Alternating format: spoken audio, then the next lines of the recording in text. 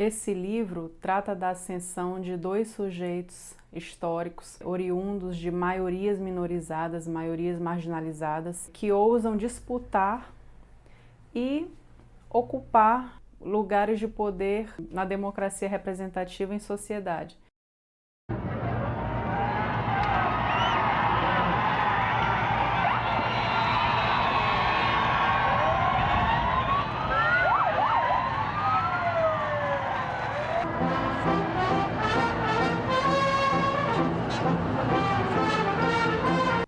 Eu faço uma discussão sobre o quão excludente é o regime democrático. Passaram-se séculos até que pudessem ascender, até que pudessem ocupar esse lugar de presidência da República, sujeitos oriundos das camadas populares, que reúnem em si a representação de diversos segmentos que comumente, frequentemente, regularmente estão completamente alheios das principais tomadas de decisão política em seus respectivos países, que foge às estatísticas que uma pessoa que tenha saído em um pau de arara do Nordeste, trabalhado em fábricas como metalúrgico, tenha ocupado esse lugar de presidente da República. Porque o que nós podemos observar em sociedade é que nem mesmo os lugares mais comuns, os lugares que supostamente poderiam ser ocupados por qualquer pessoa, nem mesmo nesses lugares tais sujeitos podem transitar.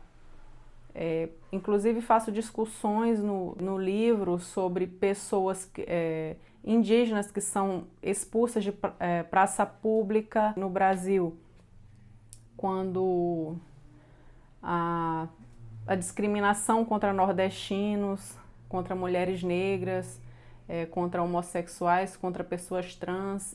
Na verdade, é uma discussão sobre como todos esses segmentos sociais estão excluídos desse regime de democracia representativa. Então, eu não estou falando no livro sobre indivíduos, o indivíduo Lula que tem um talento extraordinário, embora eu reconheça que ambos tenham talentos para a política assim, extraordinários, mas não estou falando de Evo e Lula enquanto indivíduos, mas enquanto sujeitos históricos que são frutos desses processos de disputa política. É importante que se remeta a outras lideranças históricas para que se possa compreender esse processo de ascensão dessas camadas populares ao poder, ainda que ainda que tenha havido refluxos nesse processo. Na Bolívia existe uma liderança aimara que é reverenciada pelos movimentos indígenas, que é o Tupac Atari, junto à sua companheira Bartolina Sisa,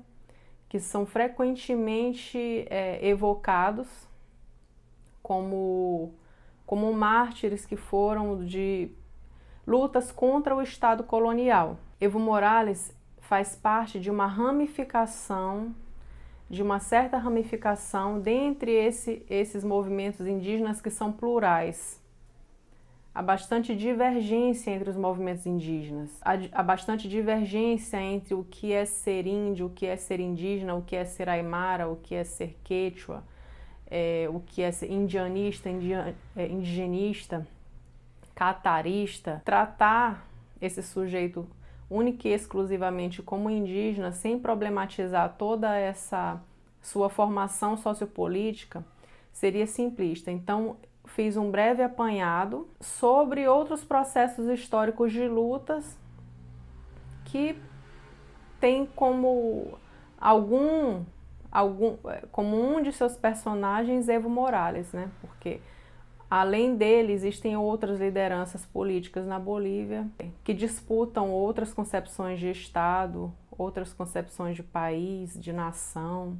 Lula, assim como o Evo, é resultado desses processos históricos que também passam por uma série de disputas. Eu não posso dizer única e exclusivamente que ele é oriundo da classe trabalhadora sem fazer toda uma problematização a respeito da formação política deste sujeito. E, em alguma medida, observar em que discursividade se inscreve esse sujeito. Ele não foi o primeiro a enunciar que era necessário que houvesse um partido dos trabalhadores. Em outros momentos históricos, outros trabalhadores também participavam de movimentos de trabalhadores que reuniam, inclusive, trabalhadores libertos, trabalhadores escravizados, trabalhadores livres, entre aspas, que se solidarizavam entre si por melhores condições de vida.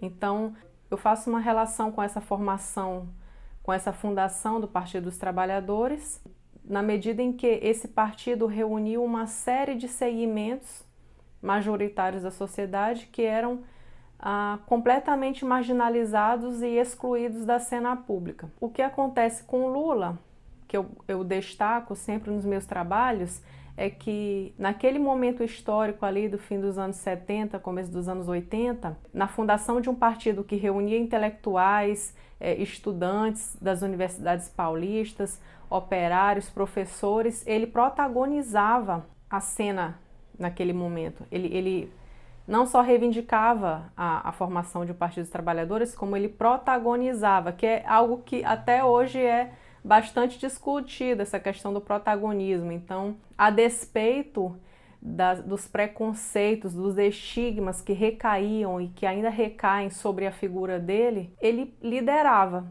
como ainda hoje lidera. Então, eu trato como um acontecimento, como algo inédito, como algo que rompe na história como novo e que ao mesmo tempo, como dizemos em análise de discurso materialista, que é algo que atualiza uma determinada memória. Não é de todo novo, mas é algo que reformula uma memória histórica que já preexistia. O ex-metalúrgico Luiz Inácio Lula da Silva é festejado a caminho do Congresso, onde faz o juramento à Constituição e discursa pela primeira vez como presidente da República.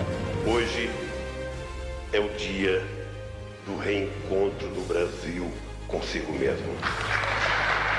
O que houve em comum ali nas posses, tanto de Evo quanto de Lula? Todos os jornais do mundo, toda a mídia, mesmo a mídia hegemônica, falava quase em uníssono, como eu falo no livro, que um operário chegou ao poder, um indígena chegou ao poder. Então eu parto desse esse espanto naturalizado e esse espanto que é bastante significativo e é bastante sintomático de como funcionam nossas sociedades, porque se de fato a democracia fosse para todos, para todas, que diferença faria quando um operário chegasse ao poder, quando um indígena chegasse ao poder? Não é qualquer pessoa que pode ocupar aquele cargo, que pode disputar, que pode vencer uma eleição? Então, em função disso, eu focalizei os pronunciamentos de posse a partir dessa noção de acontecimento, que é como algumas analistas de discurso, como a professora Freda Indurski, como a professora Ercília Casarim, tomam aquelas respectivas posses, ou pelo menos a de Lula, de que elas tratam em seus artigos. Se convirtió en el primer presidente indígena de Bolivia. Estamos acá para decir, basta la resistencia de 500 años a la toma del poder para 500 años. Esse livro não é um livro de uma historiadora, de um historiador. É um livro de uma linguista. Portanto, eu trabalho sobre a base material da língua. Toda essa discussão sobre processos históricos que resultam nesses sujeitos políticos que puderam finalmente ascender à posição de presidência da República, todos esses processos eu trato em suas formulações linguísticas. Então, como é que a sintaxe aponta determinados sentidos? Como é que ela restringe determinados sentidos e como é que ela permite, como é que ela dá a possibilidade a que sentidos outros e diversos sejam produzidos por meio da língua. Então, é um trabalho de análise linguística, análise de como o discurso se materializa na língua, que é fundamentalmente como nós trabalhamos em análise de discurso.